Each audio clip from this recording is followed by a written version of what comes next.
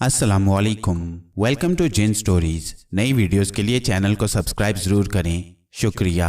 पेशे खिदमत है जिनजाद। उसके बाद सेक्रेटरी दाखिला ने मुझे मदारात के बगैर उठने ना दिया।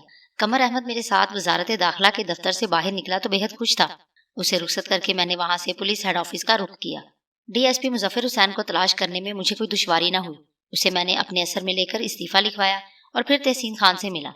जब उसे मैंने ये बताया कि मुजफ्फर हुसैन उसके पास इस्तीफा लेकर आने वाला है तो वो हैरत ज़दा होकर बोला, लेकिन हजूर, उसके रिटायरमेंट में तो अब सिर्फ 2 साल रह गए हैं, वो ये हमाकत किस तरह कर सकता है? इस्तीफा देने की सूरत में तो उसे खासा माली नुकसान होगा, लेकिन इस तरह तुम्हारा महकमा तो मजीद नुकसान उठाने से बच जाएगा। मैंने कहा, इस रिश्वतखोर और बदकिरदार शख्स के लिए खुद मैंने ये सजा तजवीज़ की है। ये कहकर मैंने तहसीन खान को मुजफ्फर हुसैन के चेहरे की असल झलक दिखा दी। फिर आखिर में ताकीद की, तुम्हें अपने इर्द गिर्द से गाफिल नहीं रहना चाहिए, वरना सख्त नुकसान उठाओगे। ये क्या तरीकाकार हुआ कि करप्ट लोगों को हेड ऑफिस में जमा कर लिया जाए? अभी मेरी बात खत्म हुई थी कि संतरी ने शैतान के एक आलाकार की आमद से मुतल्ला किया। भेज दो उसे।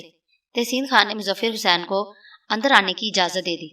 मुजफ्फर हुसैन अंदर आया तो किसी सहरज़दा शख्स की तरह दिखाई दिया। डीआईजी तहसीन खान ने उसका इस्तीफा कबूल करते हुए शुक्रिया अदा किया। मुजफ्फर हुसैन ने अपनी कमर से बंधी हुई बेल्ट खोलकर मेज पर रख दी, उसी के साथ अपना सर्विस रिवॉल्वर वगैरह भी। फिर वो कमरे से निकल आया। रुखसत होने से कबल मैंने तहसीन खान को भी आगाह कर दिया था कि मैं ढाका जा रहा हूँ। वो मुझे बाहर तक छोड़ने आया और मैं वापस कोठी में आ गया। दोपहर का खाना खाने के बाद अपनी ख्वाबगाह में आराम करते हुए मैंने सुनीता का तस्वुर किया। वो इस वक्त मुझे महफे परवाज नजर आई। वो एक गैर मुल्की फिजाई कंपनी का तैयारा था जिसमें सुनीता सफर कर रही थी। उस तैयारे को शाम होने से पहले ढाका पहुंच जाना था। शाम होने तक मैंने आराम किया। हबीब को मैं पहले ही बता चुका था कि मुमकिन है आज रवाना हो जाऊं, सो वो शाम से पहले ही कोठी लौट आया। मकसूद की हैसियत से मुझे जिन अशिया की जरूरत थी उन्हें मैंने एक सूटकेस में रख लिया।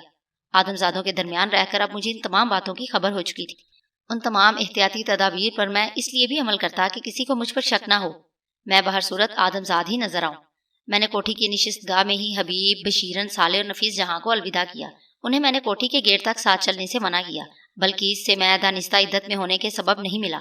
निशिस्तगाह से निकलकर गेट की तरफ कदम बढ़ाते हुए मैंने इंसानी कालब तर्क कर दिया। ढाका एयरपोर्ट से तकरीबन 2 मील के फासले पर वो 9 मंजिला 5 स्टार होटल था जिसमें सुनीता ठहरी हुई थी।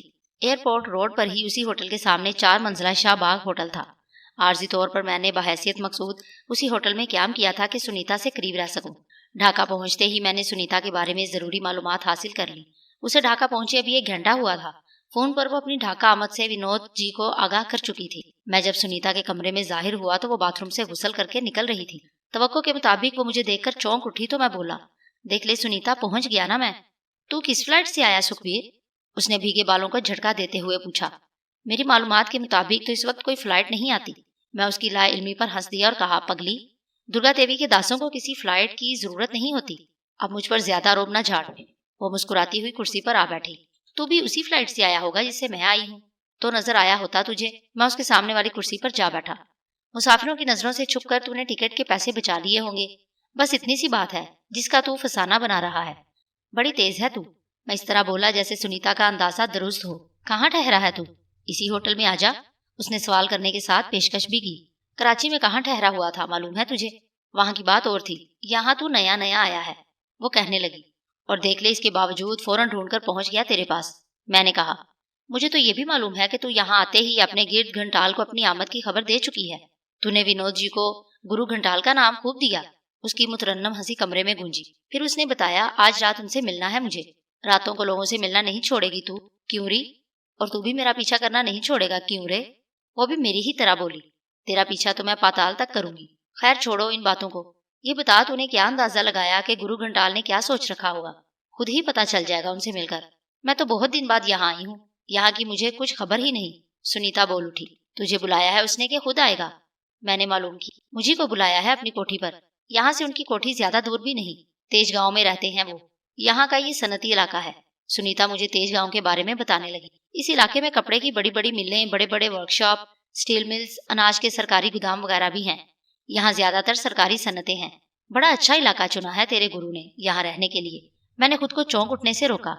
ऐसे इलाके में गैर मुल्की तकरीबकारों के सरगना की सकूनत मेरे ख्याल में शदीद खतरे की अलामत थी। अनाज के सरकारी गोदामों की वहाँ मौजूदगी भी मेरे लिए मानी खेज ही थी। मैं सोचने लगा, अशियाए सर्फ की किल्लत का खेल शायद यहाँ भी खेला गया है। مجھے پکا یقین ہے سکھبیر کہ تو بھی میری طرح کچھ دن میں ونود جی کی عقل مندی اور دور اندیشی کا قائل ہو جائے گا، سنیتا بولی۔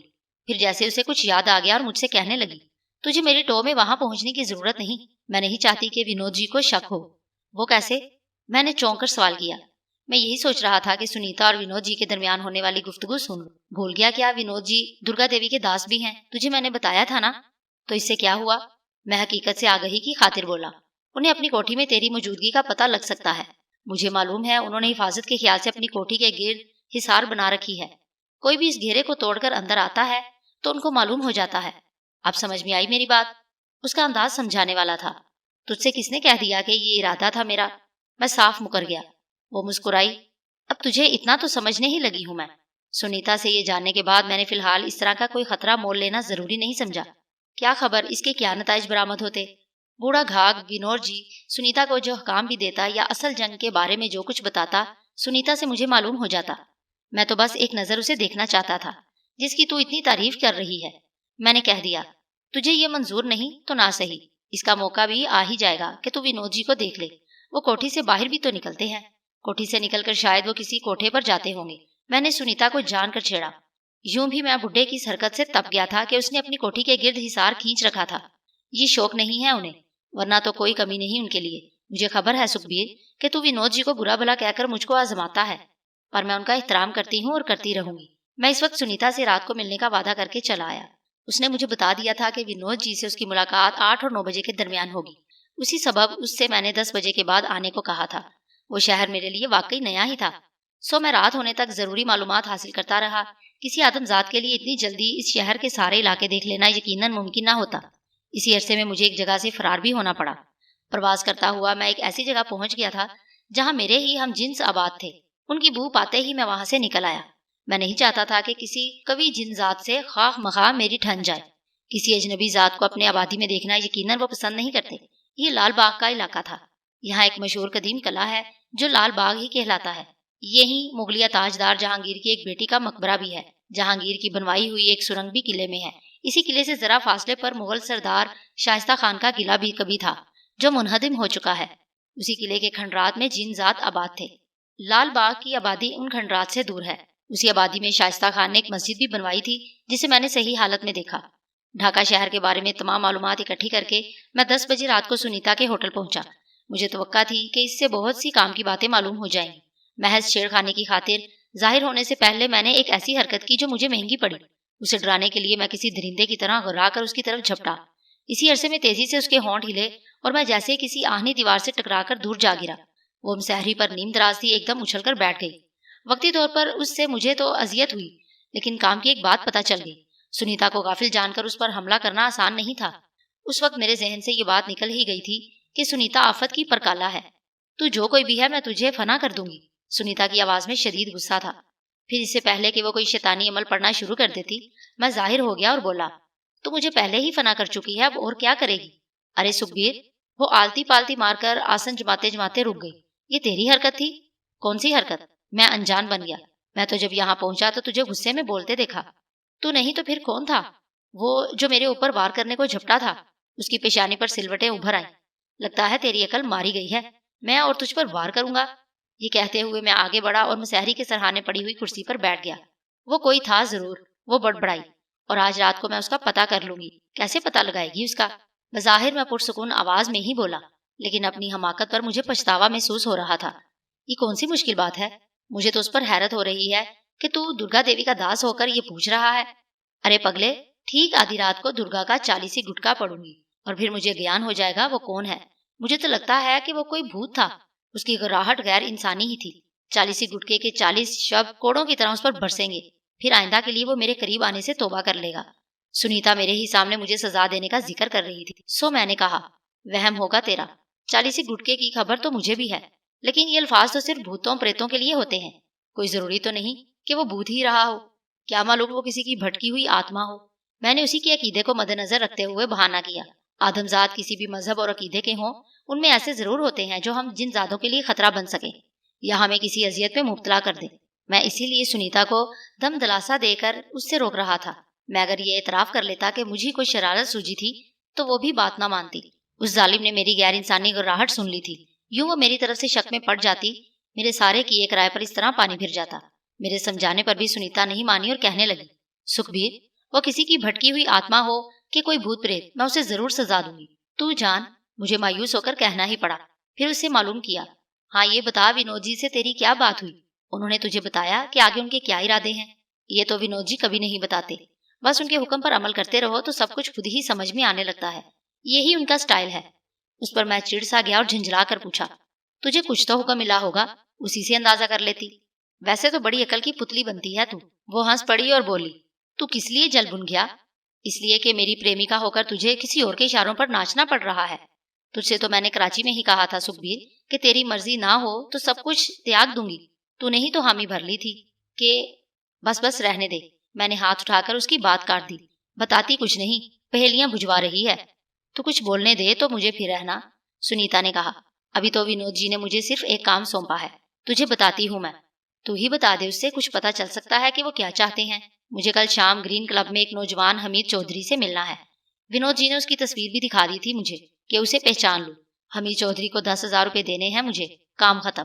یہ کام تو کوئی بھی معمولی آدمی کر سکتا ہے، پھر تجھی سے ایسا کرنے کو کیوں کہا گیا؟ اس کی وجہ سوچتی تو شاید اصل بات سمجھ میں آ جاتی۔ اصل وجہ سے کیا مطلب ہے تیرا؟ سنیتا نے حیرت سے پوچھا۔ اس نوجوان کو چارہ ڈالنا اور کیا، صرف پیسے سے کام نہیں چل رہا ہوگا۔ آ گیا پھر تو انہیں باتوں پر۔ ونود جی نے تو کوئی ایسا اشارہ نہیں دیا ابھی، نہ یہ بتایا کہ حمید چودھری ہے کون۔ تو کیا ہوا، بعد میں اشارہ مل جائے گا، پہلے وہ نوجوان چارہ دیکھ بھال تو لے۔ سکھبیر، تو مجھے مسلسل چارہ کہہ کر میری توہین کر رہا ہے، یہ کوئی اچھی بات نہیں ہے۔ سچی بات کڑوی ہی لگتی ہے۔ میں تو یہی سمجھا ہوں کہ گرو گھنٹال نے تجھے ایسے ہی کاموں کے لیے یہاں بلایا ہے۔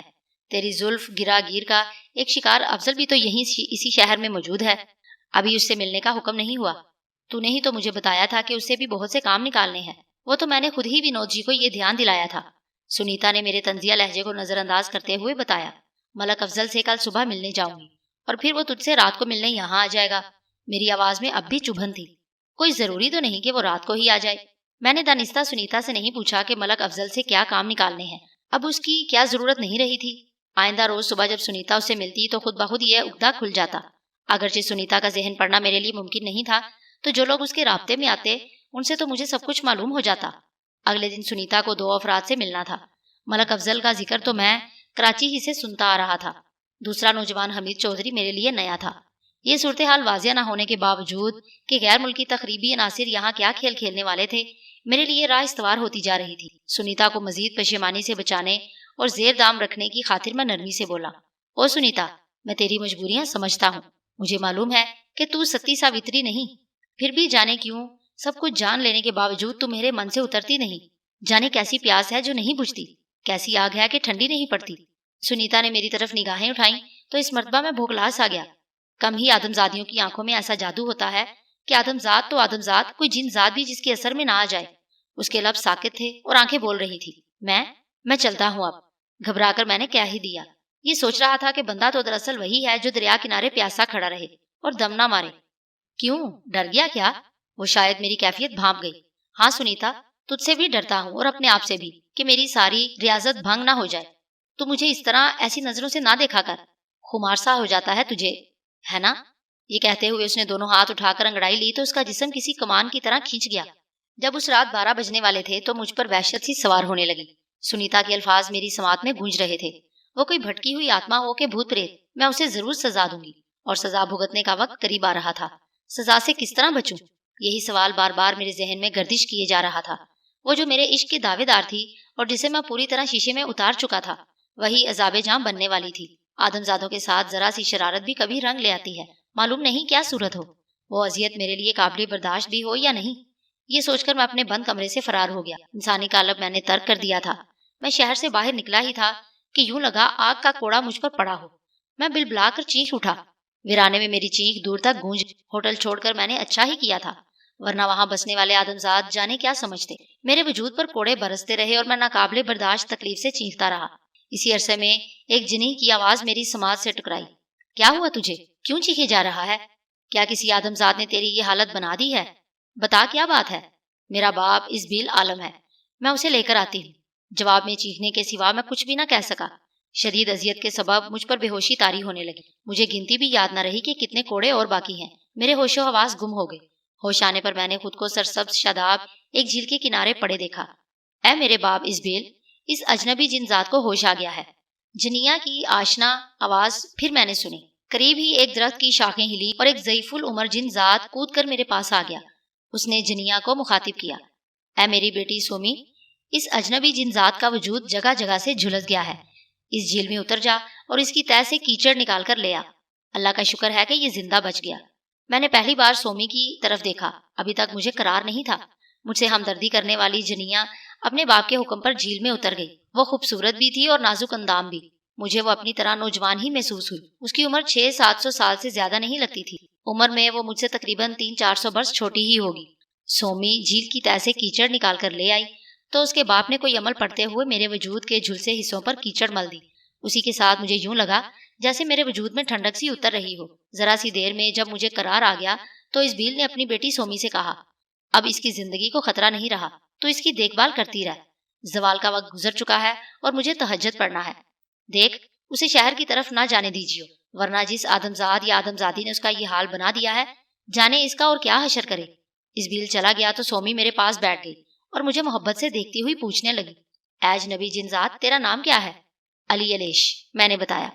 اے علی علیش، کیا کسی آدمزاد سے تو نے دشمنی مول لے رکھی ہے؟ سومی نے بدستور ہمدردی سے پوچھا۔ وہ ایک آدمزادی تھی جسے غلطی سے میں نے ڈرانا چاہا۔ میرا مقصد اسے اذیت پہنچانا نہیں تھا، بس وہ خفا ہو گئی۔ کوئی جادوگرنی ہوگی وہ۔ ایسی آدمزادیاں بڑی خطرناک ہوتی ہیں، ان کے قریب نہیں جانا چاہیے۔ سومی مجھے سمجھانے لگی، پھر پوچھا، کہیں تو ان جن زادوں میں سے تو نہیں اے علی ریش جو آدمزادیوں پر مر مٹتے ہیں؟ مجھے بھی ایک آدمزاد اچھا لگا تھا، مگر ان کی عمریں بہت تھوڑی ہوتی ہیں، سو وہ بہت جلد مر گیا، 70 سال بھی نہیں جیا۔ یہ بات 50 برس پہلے کی ہے۔ میرے باپ نے مجھے بہت سمجھایا کہ آدمزاد جلد مر جاتے ہیں، مگر میری عقل پر پردہ پڑ گیا اور پھر مجھے پچھتانا پڑا۔ اس سے میں نے اپنا نکاح پڑھوا لیا تھا۔ اچھا ہوا کہ کوئی اولاد نہیں ہوئی، ورنہ بہت مشکل ہوتی، نہ اسے جن ذات قبول کرتے اور نہ آدمزاد۔ سومی نے پہلی ہی ملاقات میں مجھے اپنا دکھڑا سنا دیا، تو ایک آدمزاد کی بیوہ ہے۔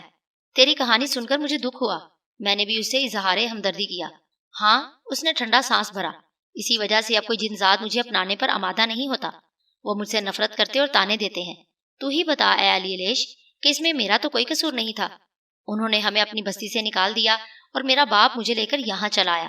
تو نے کچھ نہیں بتایا اپنے بارے میں۔ میرا قصہ بھی تجھ سے کچھ زیادہ مختلف نہیں ہے سومی، میں نے جواب میں کہا۔ مجھے بھی ایک آدمزادی سے عشق ہو گیا تھا، لیکن تیری طرح مجھے کامیابی نہیں ہو سکی، اور پھر وہ مجھ سے بچھڑ گئی۔ مجھے نرگس یاد آ گئی۔ میں نے اس سے کوئی پردہ نہیں رکھا، نیک و بد جیسا بھی تھا اس پر ظاہر ہو گیا۔ سومی نے اس پر خوشی کا اظہار کیا اور بولی، تجھ سے مل کر ایک خوشی تو یہ ہوئی اے علی علیش کہ تو بھی ہماری طرح ایمان والوں میں سے ہے۔ دوسرے یہ کہ تو نے ایک آدم ذات کی بیوہ ہونے پر مجھ سے نفرت نہیں کی۔ پھر یہ کہ اپنے بارے میں جھوٹ نہیں بولا۔ تو شاید جانتا ہے کہ آدم ذات اور جن ذات دونوں ہی تنہائی کے عذاب سے گھبراتے ہیں۔ مجھے اپنے باپ کے ساتھ تنہا رہتے ہوئے 50 برس ہو گئے۔ وہ مجھے اب آدم زادوں کی طرف نہیں جانے دیتا، اور کوئی جن ذات بھی میرے قریب نہیں پھٹکتا۔ کیا تو مجھ سے دوستی کرے گا اے علی علیش؟ ہاں، اگر یہ دوستی صرف دوستی کی حد تک رہے۔ میں نے صاف بات کہہ دی۔ میرا باپ ازبیل بھی مجھ سے یہی کہتا ہے کہ حدود سے تجاوز نہیں کرنا چاہیے۔ سومی بولی، تو مجھے تجاوز کرنے والوں میں سے نہیں پائے گا اے علی علیش۔ سومی وہ پہلی جنیا تھی جس سے مجھے نفرت محسوس نہیں ہوئی۔ میں نے اسے اجازت دے دی کہ وہ جب چاہے مجھ سے آ کر مل سکتی ہے، اور میں بھی اس سے ملنے آتا رہوں گا۔ اس ملاقات کے دوران میں نے سومی سے ایک مرتبہ بھی کوئی ایسی حرکت نہیں کی جو مجھ سے اس سے متنفر کرے۔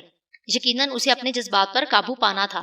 وہ مجھے کوئی بداتوار جنیا محسوس نہیں ہوئی جو اپنے نفس کی غلام ہوتی۔ میں نے اس سے پوچھا، تیرے باپ ازبیل کو تو اس پر کوئی اعتراض نہیں ہوگا کہ تو مجھ سے دوستی رکھے؟ میں اس کی بیٹی ہوں اور وہ مجھے اچھی طرح جانتا ہے۔ اس نے محض آدم زادوں سے ربط و ضبط نہ رکھنے کو کہا ہے۔ میرے باپ کو خبر ہے کہ میں بھٹکنے والی نہیں ہوں۔ سومی کو میں بتا ہی چکا تھا کہ آدم زادوں کے درمیان آدم زاد بن کر رہتا ہوں، سو اس نے مجھے نہیں روکا۔ جھیل میں غوطہ لگا کر جب میں باہر نکلا تو میرا وجود پہلے ہی کی طرح بے داغ تھا۔ کچھ دیر تک سومی میرے ساتھ پرواز کرتی رہی، پھر خدا حافظ کہہ کر لوٹ گئی۔ سنیتا نے تو مجھے جاں بے لب کرنے میں کوئی کسر نہیں چھوڑی تھی، مگر سومی نے مجھے بچا لیا۔ وہ اگر بر وقت میری مدد نہ کرتی تو جانے مجھ پر کیا گزرتی۔ دوسرے روز صبح مجھے یہ تشویش تھی کہ سنیتا کو میرے بارے میں گزشتہ رات کیا معلوم ہوا، کہیں وہ میری حقیقت جان تو نہیں گئی۔ میں جب اس کے کمرے میں پہنچا تو وہ ناشتہ کرنے کے بعد چائے پی رہی تھی۔ اس کے چہرے پر مجھے فکر مندی نظر آئی۔ سکھبیر، اس نے مجھے مخاطب کیا۔ میرا اندیشہ صحیح نکلا۔ کیسا اندیشہ؟ میں نے انجان بن کر سوال کیا۔ وہی جو تیرے آنے سے گھڑی بھر پہلے یہاں آیا تھا، وہ ایک بھوت ہی تھا، وہ بتانے لگی۔ 40 گٹکا پڑھتے ہوئے مجھے پتا چل گیا کہ اس کا نام علی علیش ہے اور وہ کچھ دن سے میرے پیچھے لگا ہوا ہے۔ وہ ایسا کیوں کر رہا ہے یہ معلوم نہیں ہو سکا۔ میں نے اس کی چیخیں بھی سنی، پھر شاید وہ بے ہوش ہو گیا یا اسے موت آ گئی۔ میں یہ بھی پتا کر سکتی ہوں کہ اگر وہ مرا نہیں تو اس کے ارادے کیا ہیں، لیکن اس کے لیے لمبا وقت چاہیے، پورے 40 دن۔ سنیتا سے مجھے جو کچھ معلوم ہوا میرے لیے خطرناک تھا۔ میں اندر ہی اندر کانپ کے رہ گیا۔ اسی ظالم نے تو میرا نام بھی معلوم کر لیا تھا۔ پھر بھی میں خود پر قابو پاتے ہوئے بولا، درگا دیوی کے 40 گٹکے سے بچنا ممکن نہیں سنیتا۔ 40 آگ کے کوڑے کھا کر بھلا کون زندہ بچ سکتا ہے؟ وہ مر ہی گیا ہوگا، اور اگر زندہ ہوا تو پھر میں اسے نہیں جینے دوں گا۔ میں نے اسے یقین دلایا، آج رات کو میں 40 گٹکا پڑوں گا۔ اگر وہ کل بچ بھی گیا ہوگا تو آج رات نہیں بچے گا۔ پر یہ بات سمجھ میں نہیں آئی سکھبیر کہ وہ خبیث میرے پیچھے کیوں لگا۔ اس سے پہلے کبھی ایسا نہیں ہوا۔ تجھے شاید یہ اندازہ نہیں سنیتا کہ تو کس قدر حسین اور خوبصورت ہے۔ میں نے بات کا رخ دانستہ دوسری طرف موڑ دیا۔ تو پھر اس بات سے اس ملیچ بھوت کا کیا تعلق؟ اس نے حیرانی کے ساتھ پوچھا۔ کیا تو نے یہ نہیں سنا کہ بہت سے بھوت خوبصورت عورتوں پر عاشق ہو جاتے ہیں؟ ہاں سنا تو تھا، لیکن مجھے کبھی اس بات پر وشواس نہیں آیا۔ سنیتا کہنے لگی، چل مان لیا کہ وہ کوئی ایسا ہی تھا، پر اسے ڈرانے کی ضرورت تھی مجھ کو۔ ڈرا کر وہ تجھے روب میں لینا چاہتا ہوگا۔ میں نے بات بنا دی۔ وہ ہنسی اور بولی، اگر ایسا ہی تھا تو بعد میں بڑا پچھتایا ہوگا وہ۔ اسے شاید خبر نہیں ہوگی کہ میں درگا دیوی کی داسی ہوں، کوئی معمولی عورت نہیں کہ ڈرا دھمکا کر لعنت بھیج اس پر۔ میں نے اس کی بات کاٹ دی۔ میں نمٹ لوں گا اس سے، تیرے عشق میں بھی یہ بھی صحیح۔ اس نے میرے لیے چائے بنائی اور پیالی میری طرف بڑھاتے ہوئے بولی، جلدی سے پی لے، تجھے بھی جانا بھی ہے۔ آج ہی صبح ونود جی کا فون آیا تھا۔ انہوں نے حکم دیا ہے کہ ابھی کچھ دن ملک افضل کو یہیں روکے رکھنا ہے۔ وہ یہاں سے اڑنے کی تیاری کر رہا ہے۔ تیرے لیے اسے یہاں روکے رکھنا کون سا مشکل کام ہے؟ اسے تو تیرا بس ایک اشارہ چاہیے۔ اب ایسا بھی نہیں ہے، ونود جی نے بتایا ہے کہ وہ کچھ ڈرنے لگا ہے۔ ممکن ہے میری بات نہ مانے۔ کس بات سے ڈر گیا ہے وہ؟ میں نے دریافت کیا۔ انٹیلیجنس والوں سے، سنیتا نے جواب دیا۔ پھر یہاں کے حالات سے بھی۔ جنا ایوینیو میں آج بھی حکومت کے خلاف احتجاجی مظاہرہ ہو رہا ہے۔ ملک افضل کی کوٹھی بھی اسی علاقے میں ہے اور دفتر بھی۔ ونود جی سے بات کر کے اسے فون کیا تھا میں نے۔ وہ کہنے لگا کہ آج اپنے دفتر میں نہیں آئے گا، سو مجھے اس کی کوٹھی پر ملنے جانا ہوگا۔ ملک افضل کو یہاں روکنے کی کوئی وجہ تو ہوگی؟ ہاں وجہ تو ہے، وہ معنی خیز انداز میں مسکرائی۔ ونود جی اسے قتل کروانا چاہتے ہیں، مگر تم نے کراچی میں کچھ اور ہی بتایا تھا کہ ملک افضل سے کئی کام نکالنے ہیں ابھی۔ ونود جی نے اب لائن آف ایکشن بدل دی ہے۔ اب ادھر کا مال ادھر کرنے کی پالیسی بدل گئی۔ اسی سلسلے میں ملک افضل سے ہم کام لے رہے تھے۔ جو کھیل ملک کے اس حصے میں کھیلا جا رہا تھا یہاں بھی جاری تھا۔ گیہوں، چاول، گھی اور چینی یہاں سے بھی اسمگل ہو رہی تھی۔ اب اس کی ضرورت نہیں رہی، سنیتا بتانے لگی۔ چاول کا بہت بڑا بیوپاری ہونے کے ساتھ ساتھ ملک افضل کپڑے کی ایک مل کا بھی مالک ہے۔ ملک کے دونوں حصوں میں اس کا کاروبار پھیلا ہوا ہے۔ وہ یہاں کا ایک جانا پہچانا صنعت کار ہے۔ لیکن اس کے قتل سے کیا فائدہ ہوگا؟ میں نے معلوم کیا۔ پہلی بات یہ کہ ونود جی کسی ایسے آدمی کو پسند نہیں کرتے جس کے پیچھے انٹیلیجنس والے لگ جائیں یا کوئی اور سرکاری محکمہ۔ وہاں بھی وہ اینٹی کرپشن والوں کی لسٹ پر آ گیا تھا، سو میں نے ایسا بندوبست کر دیا کہ اس پر شک و شبہ نہ کیا جائے۔